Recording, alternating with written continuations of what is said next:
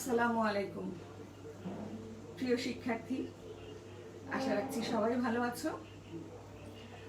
আমি আফরিনা হক, সিনিয়র শিক্ষক, Saint Francis Xavier's Girls School and College. তোমাদের সামনে আজকে উপস্থিত হয়েছি। তোমাদের সবাইকে শুভেচ্ছা জানাচ্ছি।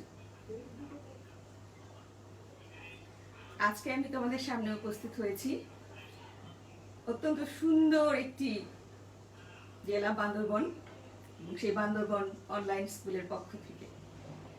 আমরা সবাই জানি বান্দরবন অনেক সুন্দর একটি জেলা, পাহাড় পর্বত এবং পাহাড়ের মাঝখানে বয়ে যাওয়া নদী, সত্যি অপূর্ব। আমার খুব প্রিয় জায়গা এবং আশা করি তোমাদেরও অনেক প্রিয়। আর যারা ওখানে প্রতিনিয়ত বসবাস করো, আমি জানি তোমরা খুব উপভোগ করো। তাহলে চলো আমরা আজকে পড়া শুরু করে দিই।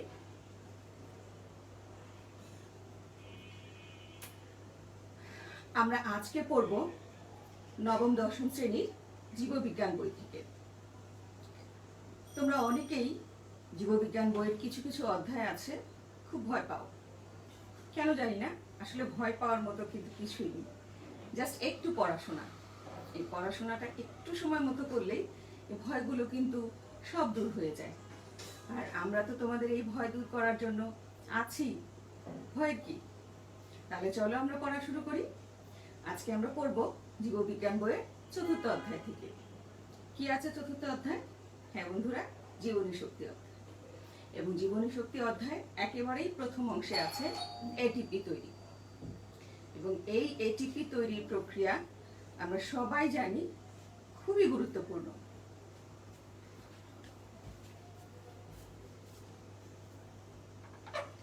এখানে আমরা একটা ছবি দেখতে পাচ্ছি বন্ধুরা। ছবিতে কি দেখা যাচ্ছে? দেখতে পাচ্ছি মানুষ মাটি কাটছে, তাই না?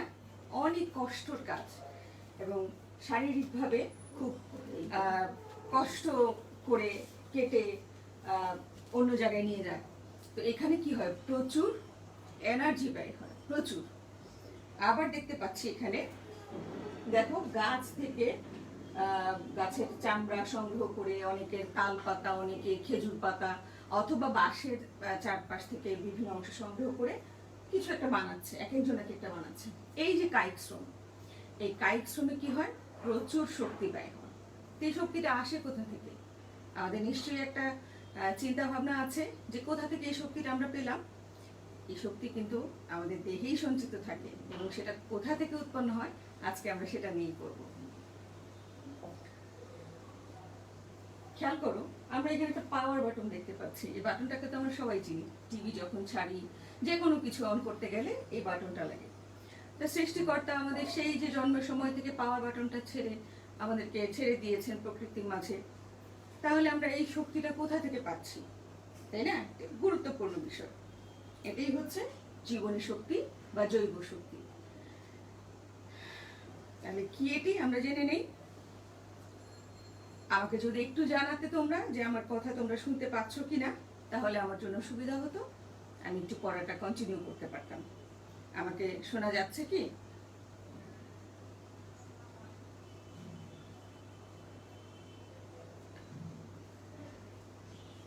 আমাকে শোনা যাচ্ছে কি?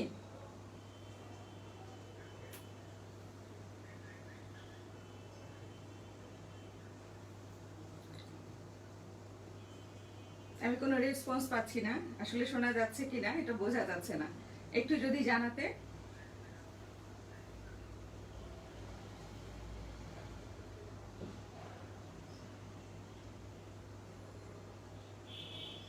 কোনো কমেন্টস দেখতে পাচ্ছি না। যাই হোক, আমি শিওর হতে পারলাম না যে আমার কথাগুলো শোনা যাচ্ছে কিনা। তো তারপরে আমি শুরু করি।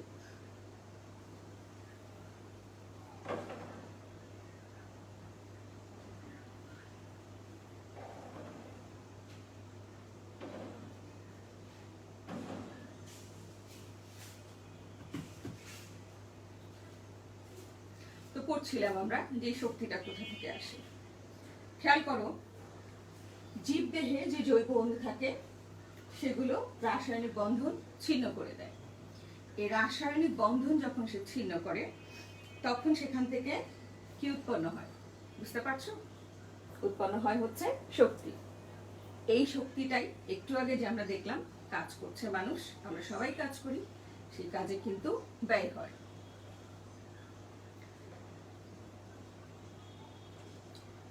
এবং এই শক্তিটা জীবদেহ কোথা থেকে সংগ্রহ করে আমরা একটু আইডিয়া নিই। এখানে একটা ছবি দেখতে পাচ্ছি, প্লাগ দেখতে পাচ্ছি, প্লাগ পয়েন্ট, যেটা আমরা সাধারণত সকেটে লাগাই, সেখান থেকে আমরা এনার্জি কালেকশন করি। অর্থাৎ প্রকৃতিতে আমরা অনেক কিছু দেখতে পাচ্ছি, এখানে আকাশ, বাতাস, পানি, এবং আমরা যে পানির কণা দেখতে পাচ্ছি। অর্থাৎ এটা এমন একটা ছবি যেটা দিয়ে বোঝাচ্ছে যে সেখান থেকে প্লাগ লাগিয়ে আমরা এনার্জি সংগ্রহ করি। তার মানে আমরা প্রকৃতি থেকে এই শক্তিকে সংগ্রহ করি। তাহলে আমরা বুঝতে পারলাম যে শক্তিটা আমাদের দেহে কোথা থেকে আসে। তাহলে প্রকৃতি থেকে আসে, এবং প্রকৃতি থেকে কোন মাধ্যমে? এটিপি। এই যে এটিপি, সেটি আসে আমাদের শরীরে প্রকৃতি থেকে। কিভাবে সেটা আমরা দেখি। আমাদের ডিএনএ এর স্ট্রাকচার যদি আমরা দেখি তাহলে আমরা কি দেখতে পাবো? ডিএনএ তে এরকম 4টি প্রোটিন আছে। একটি হচ্ছে অ্যাডেনিন, থায়ামিন, গুয়ানিন এবং সাইটোসিন। এই অ্যাডেনিন যেটি, এই অ্যাডেনিনই কিন্তু আমাদের এই এটিপির মূল একটি অংশ। অর্থাৎ অ্যাডেনিনের চিত্রটা আমরা দেখতে পাচ্ছি, এটি একটি নাইট্রোজেন বেস। এই নাইট্রোজেন বেস অ্যাডেনিন, খেয়াল করে এখানে আমরা কার্বন দেখতে পাচ্ছি, নাইট্রোজেন দেখতে পাচ্ছি, হাইড্রোজেন দেখতে পাচ্ছি। তাহলে কার্বন, নাইট্রোজেন, হাইড্রোজেন মিলেই হচ্ছে অ্যাডেনিন। এবং কয়টি আছে দেখো, কার্বনের সংখ্যা 5টি, হাইড্রোজেনের সংখ্যা 5টি এবং নাইট্রোজেনের সংখ্যা 5টি। তাহলে আমরা অ্যাডেনিনের চিত্রটা দেখতে পেলাম, এটি কেমন, এবং ডিএনএ তৈরিতে এটি সবচেয়ে গুরুত্বপূর্ণ ভূমিকা পালন করে। এরকম 4টি অংশ আছে, তার মধ্যে একটি হচ্ছে অ্যাডেনিন। এই যে অ্যাডেনিন, এর সঙ্গে কি যুক্ত হয়? এর সঙ্গে যুক্ত হয় 5 কার্বন বিশিষ্ট রাইবোজ সুগার। এই 5 কার্বন বিশিষ্ট রাইবোজ সুগারের মধ্যে 5টি কার্বন আছে, এই জন্য এটি 5 কার্বন বিশিষ্ট রাইবোজ সুগার বলা হচ্ছে। তো কার্বনগুলো কোথায় আমরা একটু দেখে আসি। এই যে একটি কার্বন, এই একটি কার্বন, এই একটি কার্বন, এই একটি কার্বন, এবং পঞ্চম কার্বনটা কোথায়? পঞ্চম কার্বনটা হচ্ছে এইখানে। তাহলে আমরা 5টি কার্বনকে দেখতে পেলাম, কোথায় সেটি অবস্থান করছে, এবং এই কারণে এটির নাম হচ্ছে 5 কার্বন বিশিষ্ট রাইবোজ সুগার। তাহলে অ্যাডেনোসিনের গঠনটা আমরা দেখতে পেলাম, এখানে আমরা কিন্তু সেই 5টি কার্বনকে দেখতে পাচ্ছি রাইবোজ সুগারের সঙ্গে। কি হয়, এই অ্যাডেনোসিনের সঙ্গে যখন ফসফেট যুক্ত হয় তখন তাকে আমরা বলছি অ্যাডেনোসিন মনোফসফেট। কোন জায়গায় ফসফেট? এই যে দেখো, এইটুকু অংশ কিন্তু আমরা প্রথমেই দেখে এসেছিলাম যে এখানে 5 কার্বন বিশিষ্ট রাইবোজ শর্করা এবং টোটালটা একটা অ্যাডেনোসিন। এই অ্যাডেনোসিনের সঙ্গে এখানে একটি ফসফেট গ্রুপ যুক্ত হয়েছে। এই ফসফেট গ্রুপ যুক্ত হয়ে এটি হচ্ছে অ্যাডেনোসিন মনোফসফেট। কেন মনো? কারণ হচ্ছে এটি একটি ফসফেট গ্রুপ যুক্ত হয়েছে। তাহলে এটাকে আমরা বলছি এএমপি, অ্যাডেনোসিন মনোফসফেট। নেক্সট চলে যাই আমরা অ্যাডেনোসিন ডাইফসফেট। কিভাবে ডাইফসফেট তৈরি হয়? এখানে আমরা দেখতে পাচ্ছি এটি অ্যাডেনোসিন, এবং এটার সঙ্গে এই একটি ফসফেট গ্রুপ, এই একটি ফসফেট গ্রুপ, দুটি ফসফেট গ্রুপ যুক্ত হয়েছে। অর্থাৎ ফসফেট 1 এবং ফসফেট 2। এই ফসফেট 1 এবং 2 মিলে অ্যাডেনোসিন ডাইফসফেট, অর্থাৎ দুটি। তাহলে এটিকে আমরা কি বলছি? ADP, adenosine diphosphate. এরপরে যাই আমরা ট্রাইফসফেট, অ্যাডেনোসিন ট্রাইফসফেট। এখানে খেয়াল করো, এই যে সেই অ্যাডেনোসিন এবং তার সঙ্গে যুক্ত হয়েছে 3টি ফসফেট গ্রুপ। 3টি ফসফেট গ্রুপকে আমরা আইডেন্টিফাই করি, ফসফেট 1, ফসফেট 2 এবং ফসফেট 3। এই 3টি ফসফেট গ্রুপ যুক্ত হয়ে অ্যাডেনোসিন ট্রাইফসফেট, যেটিকে আমরা কি নাম দিয়েছি? এটিপি। এবং আমাদের আজকের বিষয়টা ছিল এটিপি, অ্যাডেনোসিন ট্রাইফসফেট। তাহলে মনোফসফেট কিভাবে তৈরি হলো, ডাইফসফেট কিভাবে তৈরি হলো এবং ট্রাইফসফেট কিভাবে তৈরি হলো সেটি আমরা দেখলাম। এবং এই যে প্রক্রিয়া, এই যে ফসফেট গ্রুপ যুক্ত হয়ে হয়ে এটিপি তৈরি, এই এটিপি তৈরি এই প্রক্রিয়াকে বলা হচ্ছে ফসফোরাইলেশন। আমরা নামটা কিন্তু মনে রাখবো, এটির নাম কি? ফসফোরাইলেশন। আবার এই যখন এনার্জি ব্যয় হয়, আমরা যখন শক্তি কাজ করি, শক্তি ব্যয় হয়, তখন কিন্তু আস্তে আস্তে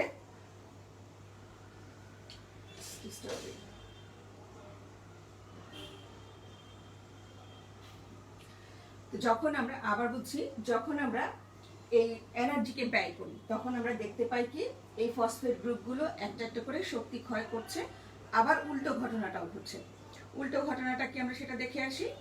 ছিল অ্যাডেনোসিন ট্রাইফসফেট, যখন এনার্জি ব্যয় হচ্ছে তখন সেটি কি হচ্ছে? অ্যাডেনোসিন ডাইফসফেটে পরিণত হচ্ছে। খেয়াল করো, এখানে যখন 3টা ফসফেট ছিল ট্রাইতে, এখান থেকে একটা ফসফেট গ্রুপ নেই, এটা তখন কি হয়েছে? ডাইফসফেটে পরিণত হয়েছে। নেক্সট যদি আমরা আবার খেয়াল করি, আরেকটা ফসফেট গ্রুপ এখান থেকে চলে গেল, অর্থাৎ এখানে প্রথমে 3টা ছিল, 3টা থেকে এখানে 2টা, 2টা থেকে আবার এখানে একটা, অর্থাৎ একটা যখন চলে গিয়েছে তখন সেটা ডাইফসফেট, 2টা যখন চলে গিয়েছে তখন সেটা মনোফসফেট। অর্থাৎ চলে যাওয়া মানে সেটি ব্যয় হওয়া, অর্থাৎ আমরা যে কাজ করি সেই কাজে ব্যয় হয়েছে। অর্থাৎ প্রথমে কিন্তু ফসফেট গ্রুপ যুক্ত হয়ে হয়ে এএমপি থেকে এটিপি তৈরি হলো, আর এখানে এটিপি থেকে ভাঙতে ভাঙতে এএমপি তৈরি হলো। অর্থাৎ এটি এটিপি তৈরি বিপরীত প্রক্রিয়া। তাহলে এই প্রক্রিয়াটিরও কি আছে? একটি নাম আছে। নামটি কি? ডিফসফোরাইলেশন। অর্থাৎ আগেরটি ছিল ফসফোরাইলেশন, এটি হচ্ছে ডিফসফোরাইলেশন। তবে যাই এর পরে কি, আমরা যে এটিপি তৈরি দেখলাম, অর্থাৎ এই এটিপির মধ্যে প্রতিটি জায়গায় কিন্তু ফসফেট গ্রুপ যুক্ত হয়েছে। এই যে একটি ফসফেট গ্রুপ, এই ফসফেট গ্রুপগুলোর প্রচুর এনার্জি আছে এবং কতটুকু থাকে? প্রতি মোল এটিপি অণুর প্রান্তীয় ফসফেট গ্রুপে 7.3 কিলো ক্যালোরি শক্তি জমা থাকতে পারে। তাহলে বুঝতে পারছো যে একটি এটিপি মৌলের মধ্যে যখন একটি ফসফেট গ্রুপ থাকে তাহলে তার এনার্জির পরিমাণটা কতটুকু। এই জন্য এএমপি থেকে এডিপির এনার্জি বেশি এবং এডিপি থেকে এটিপির এনার্জি অনেক অনেক বেশি। বুঝতে পেরেছো বন্ধুরা?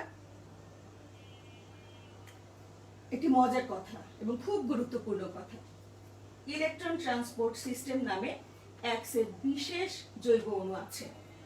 তোমরা যখন এই অধ্যায়ের শেষের দিকে যাবে, এই ইলেকট্রন ট্রান্সপোর্ট সিস্টেম সম্পর্কে আমরা জানবো। সেখানে বিশেষ একটা জৈব অণু আছে যাদের কাজ গ্লুকোজ বা অন্য কোনো অন্তর্বর্তীকালীন অণুশক্তিকে, আমাদের দেহে গ্লুকোজ থাকে, আমরা যে খাবার গ্রহণ করি সেখান থেকে গ্লুকোজ জমা হয়, অথবা অন্যান্য খাবার থেকে যে খাবারের মধ্যে যে অন্তর্বর্তীকালীন অণুর শক্তি থাকে সেই শক্তিকে এটিপি এর ফসফেট গ্রুপের বন্ধন শক্তি হিসেবে জমা করে। অর্থাৎ এটি একটি বিরাট শক্তি হিসেবে শরীরে জমা হয়। এবং খেয়াল করে এখানে মাইটোকন্ড্রিয়া এবং প্লাস্টিডের ছবি দেওয়া আছে। প্রাণী হলে সেখানে মাইটোকন্ড্রিয়াতে ইলেকট্রন ট্রান্সপোর্ট সিস্টেম চলে এবং উদ্ভিদ হলে মাইটোকন্ড্রিয়াতে অবশ্যই প্লাস্টিডের মধ্যেও এই একই ঘটনা ঘটে। এই যে এটিপি তৈরি হলো, আমরা এটিপি তৈরি হওয়াটা দেখলাম, কিভাবে এটিপি তৈরি হচ্ছে। এর তো নিশ্চয়ই কোনো না কোনো কাজ থাকে, নতুবা কেন আমি তাকে এত গুরুত্বপূর্ণ বলবো। তো তার কাজগুলো দেখি আমরা কি কি। প্রথমে দেখো, মাংসপেশি সংকোচন ইন্দ্রিয়ানুভূতি, অর্থাৎ ওই যে আমরা কাজ করি, কাজের জন্য আমাদের শরীরের মাসলগুলো কি হয়? সংকুচিত প্রসারিত হয় যে কোনো কাজ করতে গেলে। ইন্দ্রিয়ানুভূতি, আমরা আমাদের যে পঞ্চ ইন্দ্রিয় আছে সেটার অনুভূতিগুলো কিন্তু এর মাধ্যমে আমরা বুঝতে পারি। খাদ্য গ্রহণ থেকে হজম, আমরা যে খাবার খাচ্ছি তখনও কিন্তু আমাদের চোয়ালগুলো কাজ করছে। কাজ করার সময় অর্থাৎ দাঁত দিয়ে যখন আমরা চিবিয়ে খাই তখন সেটি কিন্তু কি করে? এটিপি সাপ্লাই দিয়ে শক্তি ব্যয় করে, অর্থাৎ সেই শক্তিটাও আসে এটিপি থেকে। এবং এটি হজম হওয়া, অর্থাৎ খাবার যে আমাদের ভিতরে হজম হচ্ছে সেখানেও কিন্তু এটিপি ব্যয় হচ্ছে। নিঃশ্বাস নেওয়া, 24 ঘন্টা আমরা নিঃশ্বাস নিচ্ছি, এখানেও কিন্তু প্রচুর শক্তি ব্যয় হয় এবং এখানে এই শক্তিটা আসে এটিপি থেকে।